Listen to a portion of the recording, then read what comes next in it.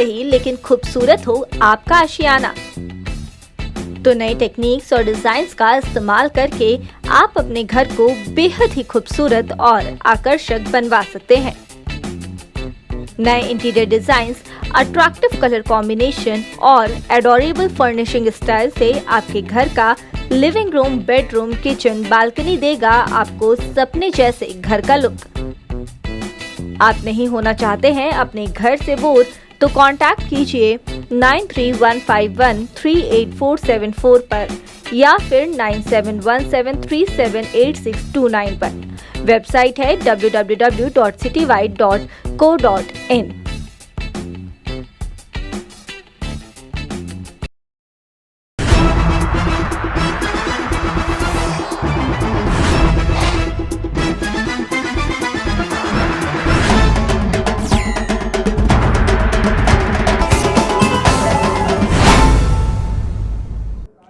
नमस्कार, मैं शामिन गार्डनर और आप देख रहे हैं समय Bharat 24/7।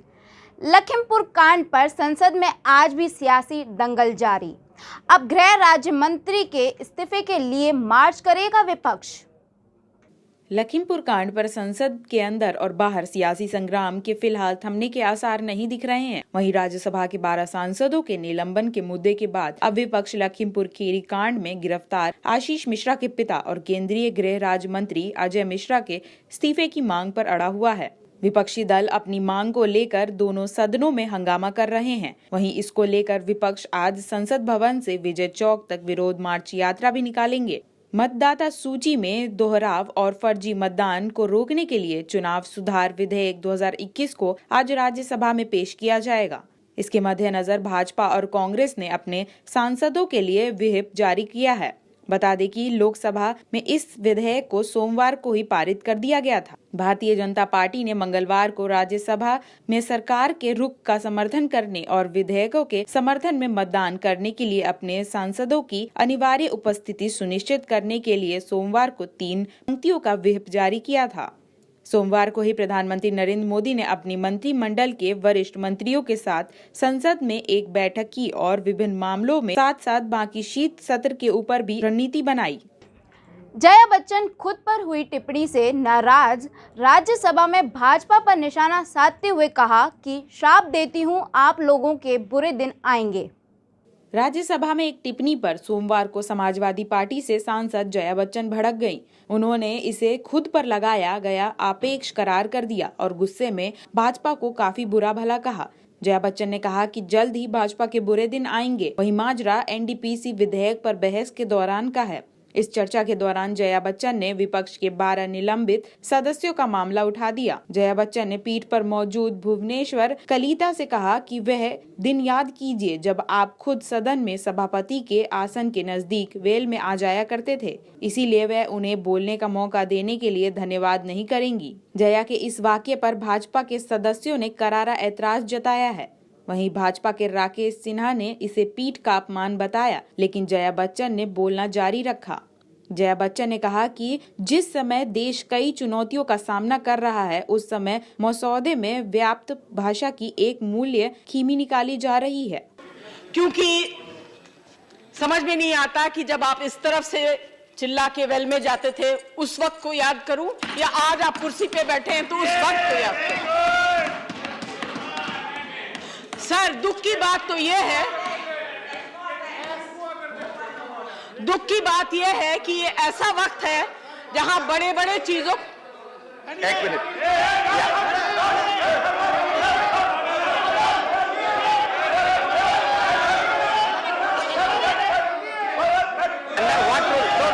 under what rule?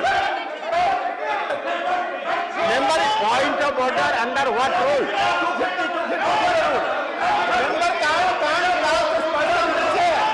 Member is casting as person on the chair. He is taking the chair. Naming chair. You refer to the rule. 250.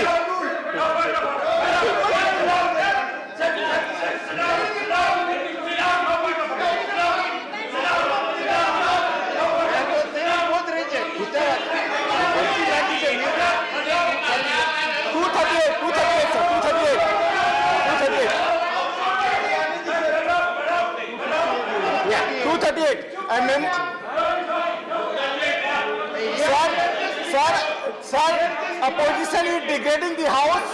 They are casting a person the chair. This is the degradation of the house.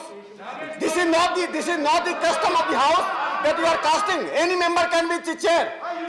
Anybody can sit on the chair. You cannot degrade the member. Chair. Kindly remove it. I vote on the record. And warn the member not to use this another time. Same thing. Okay. I vote on the record. If something is there, it will be expunged. And I will request honorable member to start her speech. Sir, thank you for calling me honorable. And if you really believe I'm honorable, then listen to me carefully. We want justice. Don't expect justice from there. But can we expect it from you?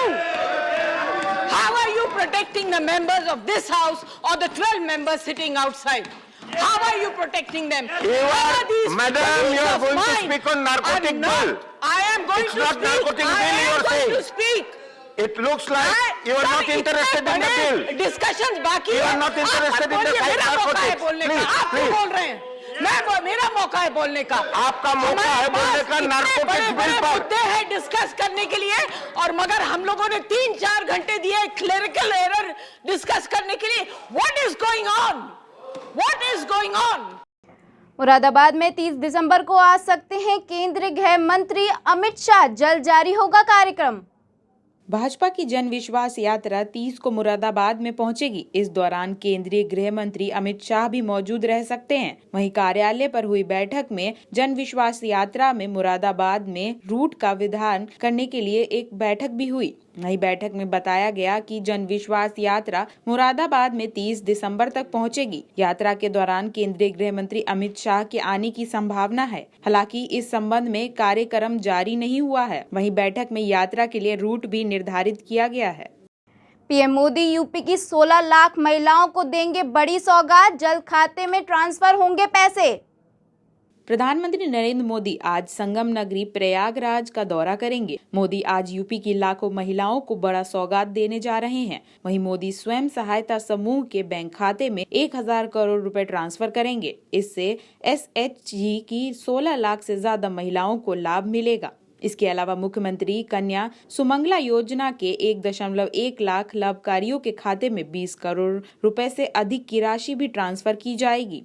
Modi Prayagraj के parade मैदान में एक कार्यक्रम में हिस्सा भी देंगे। वहीं दोपहर करीब 1 बजे मोदी लगभग 2 लाख महिलाओं को संबोधित भी करेंगे। इस कार्यक्रम में यूपी के सीएम योगी आदित्यनाथ भी मौजूद रहेंगे। सीएम योगी भी इस कार्यक्रम में मंच से महिलाओं को लाभकारियों को संबोधित करेंगे। पीएमओ के अनुसार यह कार्यक्रम पीएम मोदी के विजन के तौर पर जमीनी स्तर पर महिलाओं को संस्थागत बनाने के लिए होगा। कोरोना के नए वेरिएंट ओमिक्रॉन के बढ़ते मामलों के बीच गुजरात में लगा नाइट कर्फ्यू। मुंबई में क्रिसमस एवं नए साल के जश्न को लेकर अलर्ट। देश भर में ओमिक्रॉन के मामले बढ़कर 161 हो गए हैं। वहीं गुजरात में ओमिक्रॉन के बढ़ते मामलों के बीच सोमवार को राज्य के 8 प्रमुख शहरों में 31 दिसंबर तक नाइट कर्फ्यू फिर से लगा दिया गया है। अहमदाबाद, राजकोट, सूरत, वडोदरा, जामनगर, भावनगर, गांधीनगर और जूनागढ़ में साल के अंत तक यानी 31 दिसंबर तक नाइट कर्फ्यू लगाया गया है। नाइट कर्फ्यू का समय रात के 1 बजे से सुबह 5 बजे तक रहेगा। वहीं गुजरात में रविवार को ओमिक्रॉन वेरिएंट के 4 नए मामले पाए गए थे, जिसमें राज्य के ओमिक्रॉन वेरिएंट से संक्रमित लोगों की संख्या 11 हो गई। वहीं ओमिक्रॉन वेरिएंट के बढ़ते मामलों को देखते हुए मुंबई नगरी महानगर पालिका परिषद ने भी लोगों के संक्रमित होने के आसार बताए हैं। लेते हैं एक छोटा सा ब्रेक, बने रहें इस समय भारत 24/7 के साथ।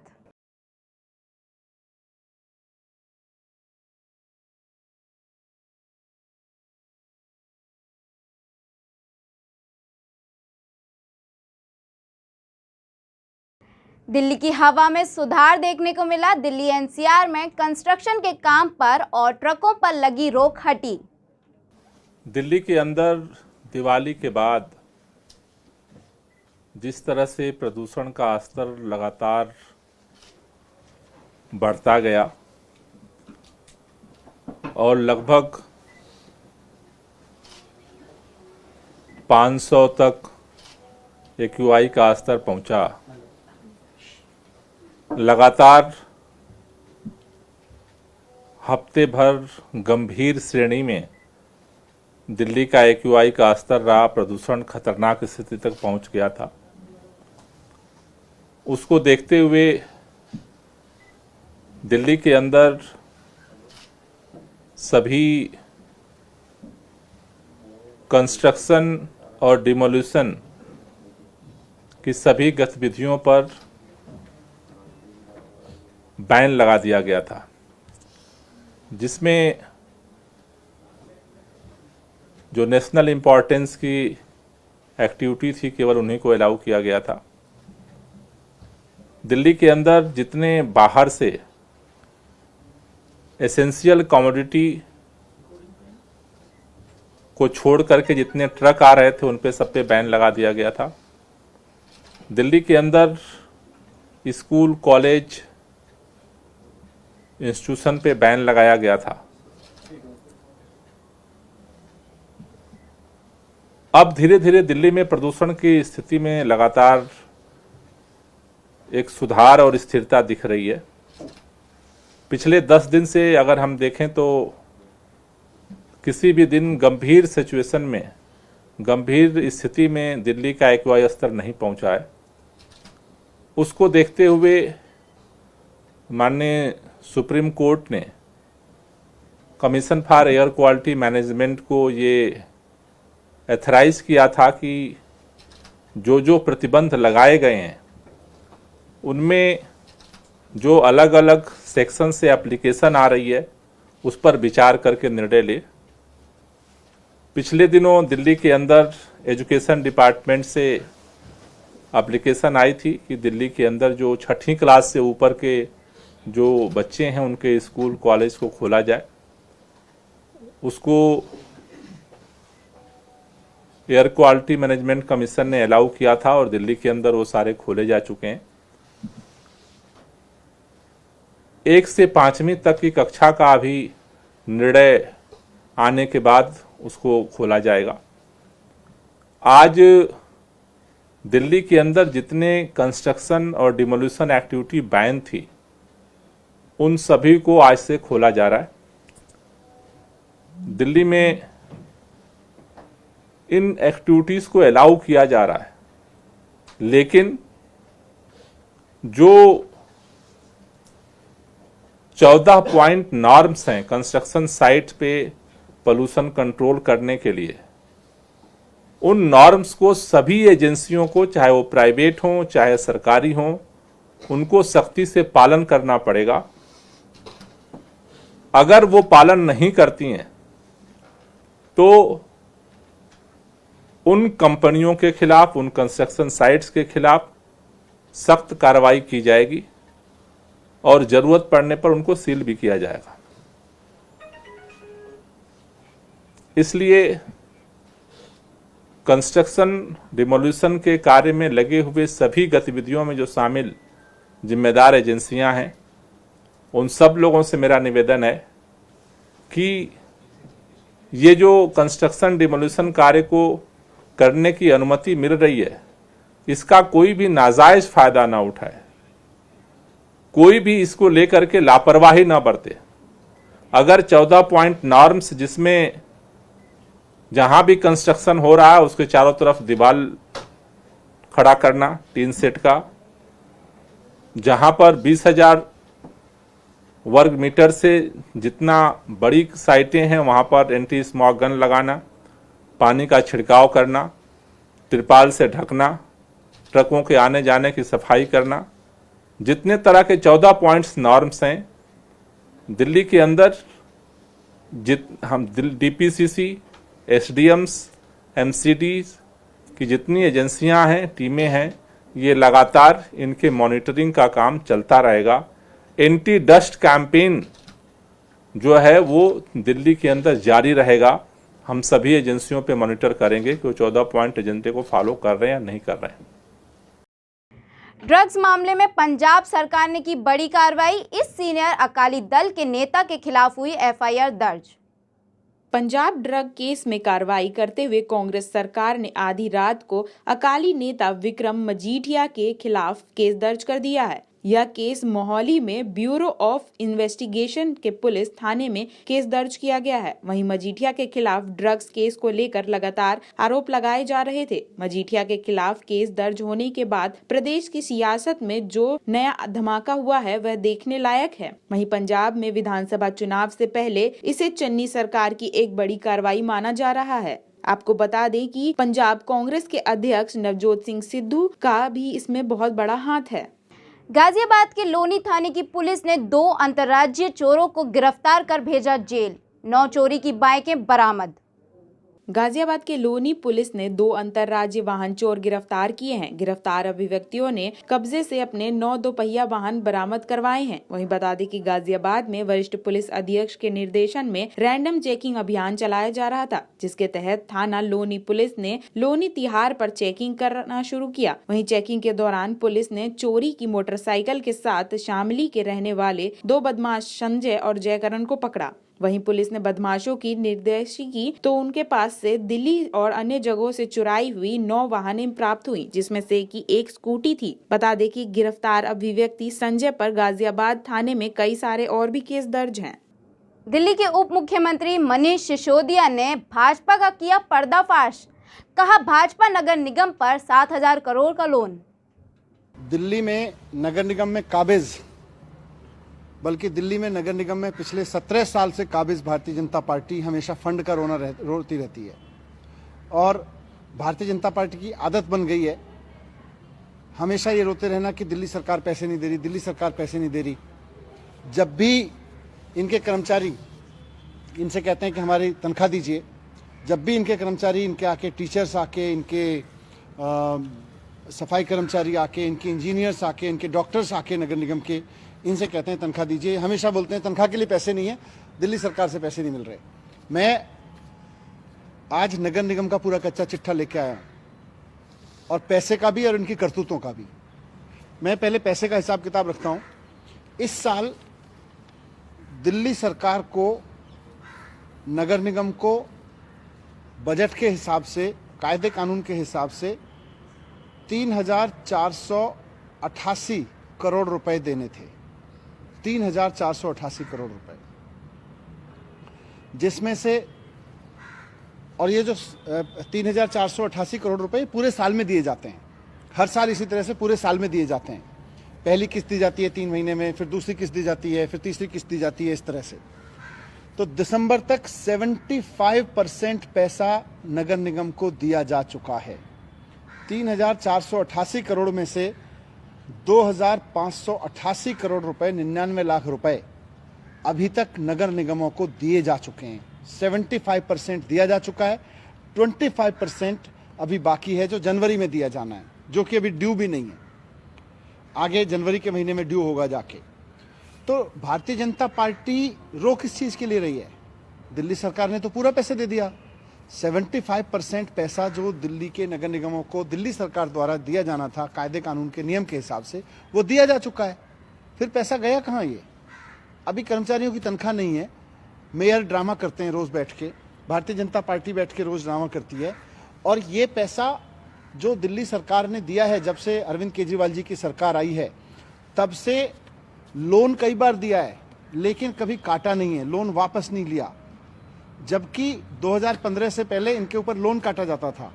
आज मैं दिल्ली के सामने रखना चाहता हूं, इनके ऊपर 6,889 करोड़, करीब करीब 7,000 करोड़ रुपए का लोन है भारतीय जनता पार्टी के नगर निगमों के ऊपर।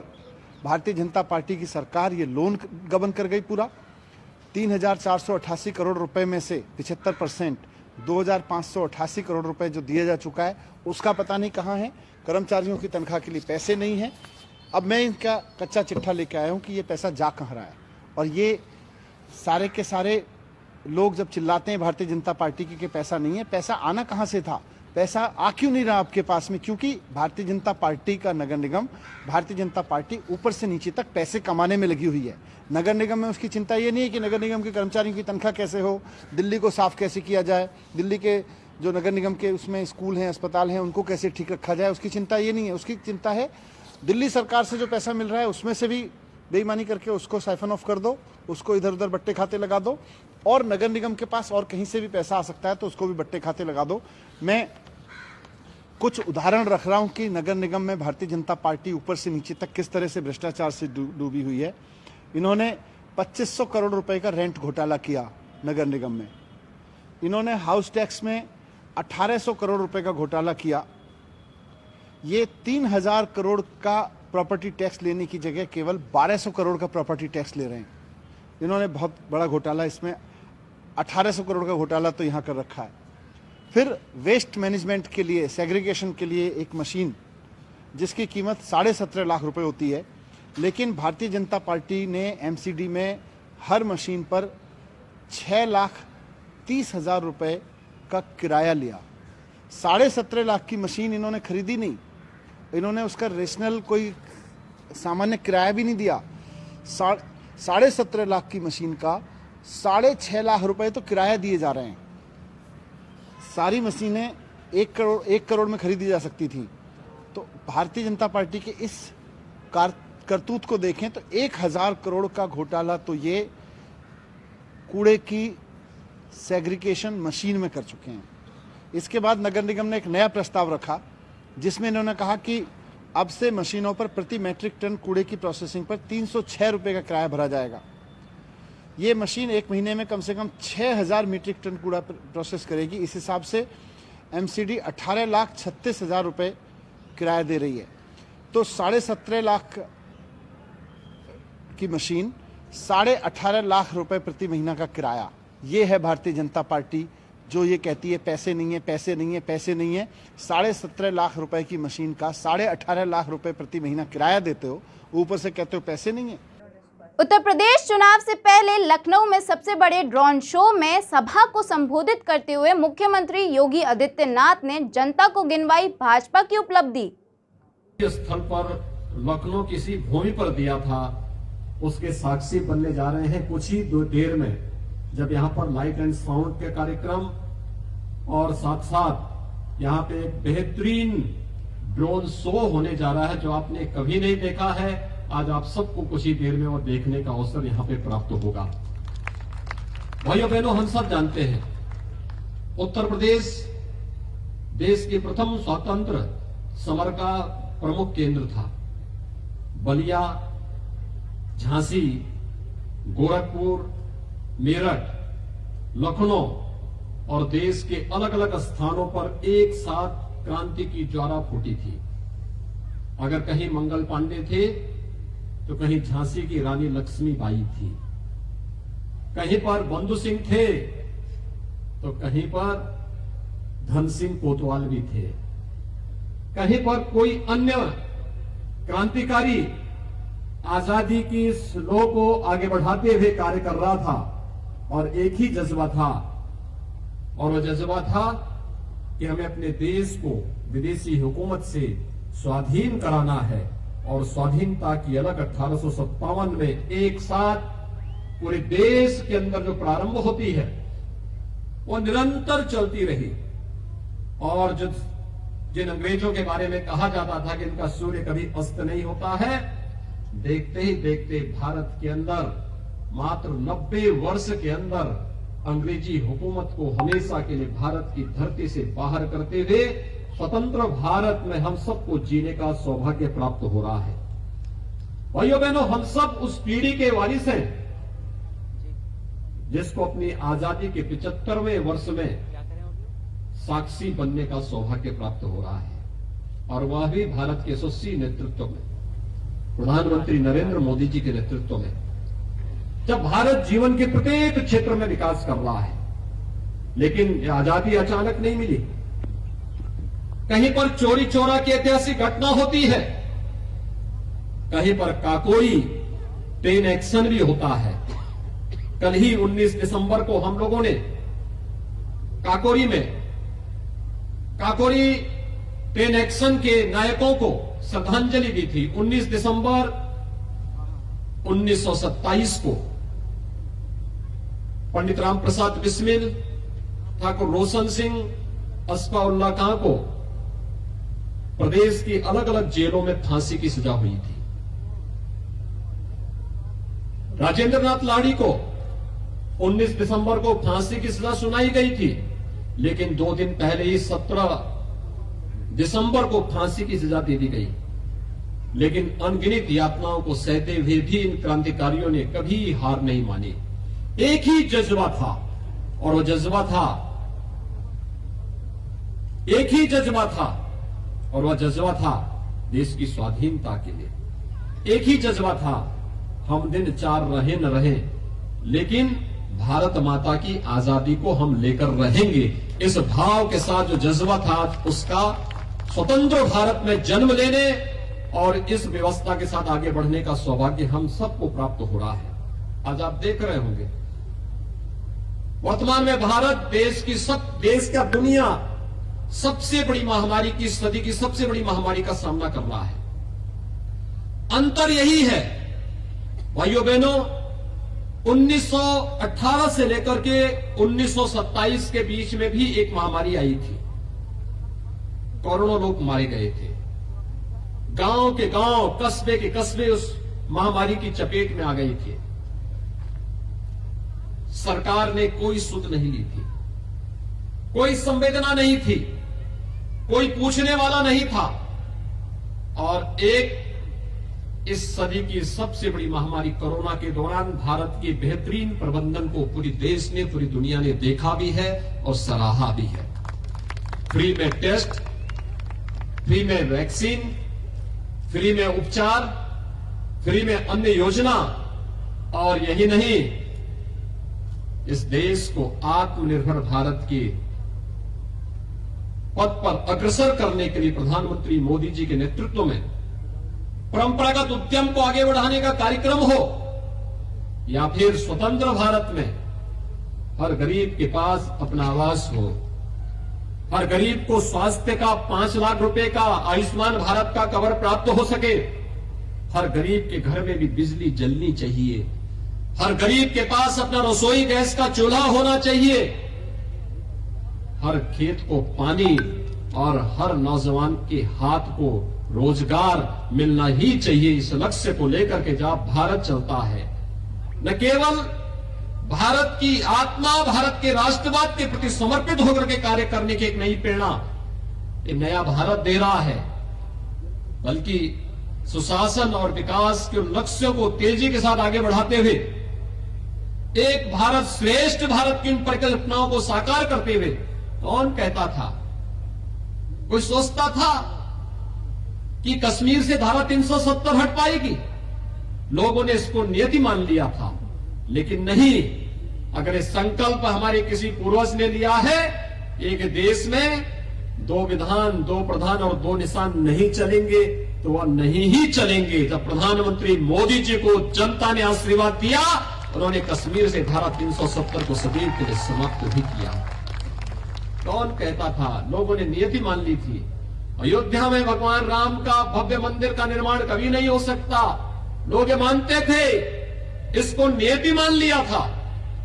लेकिन अयोध्या में अब भगवान राम के भव्य मंदिर के निर्माण का कार्य का भी शुभारंभ हो गया है।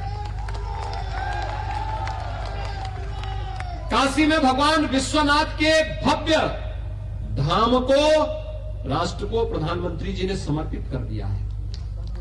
हम एक और शिव की पूजा करेंगे तो दूसरी तरफ श्रमिक को सम्मान भी देंगे। प्रधानमंत्री जी ने उस दिन काशी में यही तो किया था ना। और यही नया भारत है। इस नए भारत को श्रेष्ठ भारत बनाने और नए भारत के नए उत्तर प्रदेश के साथ जुड़ने का एक संकल्प आजादी के अमृत महोत्सव हम सबको प्रदान कर रहा है। आज के इस अवसर पर मैं केंद्रीय मंत्री माननीय श्रीमती मीनाक्षी लेखी जी का इस आयोजन में भागीदार बनने के लिए हृदय से अभिनंदन करता हूं। और संस्कृति मंत्रालय ने उत्तर प्रदेश के अंदर उत्तर प्रदेश की इस क्षमता को पहचानने और भारत की इस आत्मा को भारत सरकार के माध्यम से प्रधानमंत्री जी के मार्गदर्शन में देश और दुनिया के सामने रखने का जो अभिनव कार्य विगत 7 वर्षों के अंदर प्रारंभ किया है और वास्तविक रूप से आज उत्तर प्रदेश देश के अंदर देश का हृदय स्थल के रूप में तेजी के साथ आगे बढ़ता हुआ दिखाई दे रहा है। ऐसी ही बड़ी खबरों को जानने के लिए बने रहें समय भारत 24/7 के साथ। तब तक के लिए धन्यवाद।